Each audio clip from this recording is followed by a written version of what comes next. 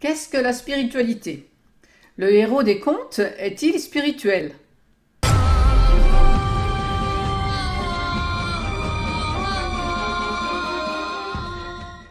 Mon nom est Élisandre. Je suis coach de puissance créatrice par la magie des contes de fées. J'accompagne celles et ceux qui veulent faire de leur vie un conte de fées, une aventure héroïque. Abonnez-vous pour recevoir mes prochaines vidéos en priorité. N'oubliez pas d'activer la cloche. Et puis je vous propose aussi de télécharger gratuitement mon coffret 3 secrets pour vivre la magie des contes, dont vous trouvez le lien sous la vidéo. Les contes commencent toujours mal et se terminent bien.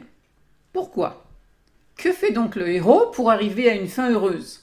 Un mariage, souvent d'ailleurs. Les contes sont des histoires laïques, dénuées de coutumes, rituels ou croyances religieuses. Ils donnent des clés de retournement des obstacles dans le quotidien. C'est en cela qu'ils sont spirituels. Je m'explique. En effet, la spiritualité n'est pas une relation à Dieu, mais une relation à la matière, au quotidien, aux autres vivants. Le quotidien est plein de rituels tout aussi sacrés que ceux que les religions ont proposés. C'est le quotidien qui doit devenir extraordinaire. Les gestes qui doivent être habités de sacré, de respect de la vie, de courage et de foi. Fuir la matière est le meilleur moyen de s'y enfermer et de s'y faire souffrir. Ce n'est pas en comparant ce qui se passe dans votre vie à un idéal immatériel, ce n'est pas en cherchant à échapper à vos responsabilités terrestres que vous êtes spirituel.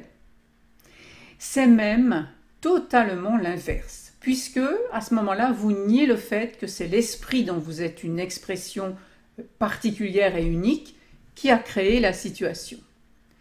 Et alors, il est donc capable de la modifier pour une nouvelle situation plus adaptée, plus aimante, plus inclusive. Le monothéisme religieux, pour ne pas dire la monolatrie, nous a fait croire que la vraie vie se passe après la mort, dans un paradis hypothétique avec résurrection et tutti quanti.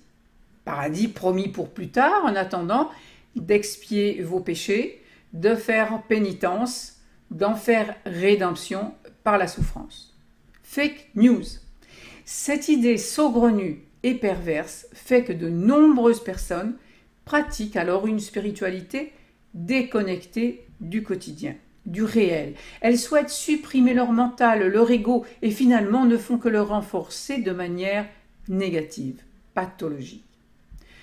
Dans les contes, le héros est celui qui ne dispose pas, au début de l'histoire, des moyens de changer une situation frustrante ou périlleuse ou stérile. Mais il va trouver ses moyens par miracle, en s'engageant dans l'action avec humilité. Miracle signifie vision étonnante. Parce que croire qu'un seul aspect de la réalité est la seule image possible, c'est cela qui nous enferme. Le héros va à la rencontre d'autres personnages pour trouver son Graal, des personnages parfois effrayants, mais c'est ainsi qu'il va développer son courage et d'autres vertus.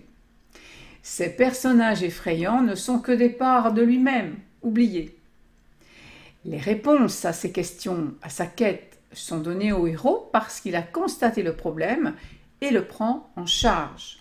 Il s'engage, il est en totale adhésion à la réalité et à la nécessité à aboutir selon le rêve que son élan vital lui inspire. Il répond à l'élan de son cœur. C'est ainsi que la fée lui souffle la solution. La rencontre avec la fée n'a lieu que quand le héros, l'héroïne, vous donc, vous frottez à vos contradictions, à vos obstacles quotidiens, à la matière tout simplement, à la mémoire.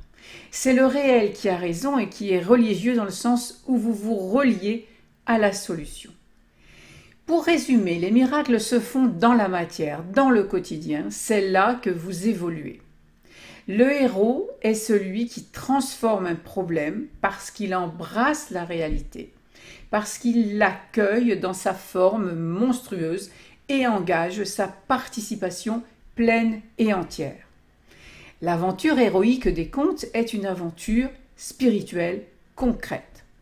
Devenir plus spirituel, c'est devenir plus intelligent, plus inspiré. C'est se laisser inspirer par l'esprit. La matière se transforme ainsi. Alors je vous invite à vous exprimer sur le sujet dans les commentaires, à partager et à vous abonner. Enfin, pour vous-même aller plus loin, eh bien, vous pouvez gratuitement télécharger mon coffret 3 secrets pour vivre la magie des contes. À bientôt dans une autre vidéo.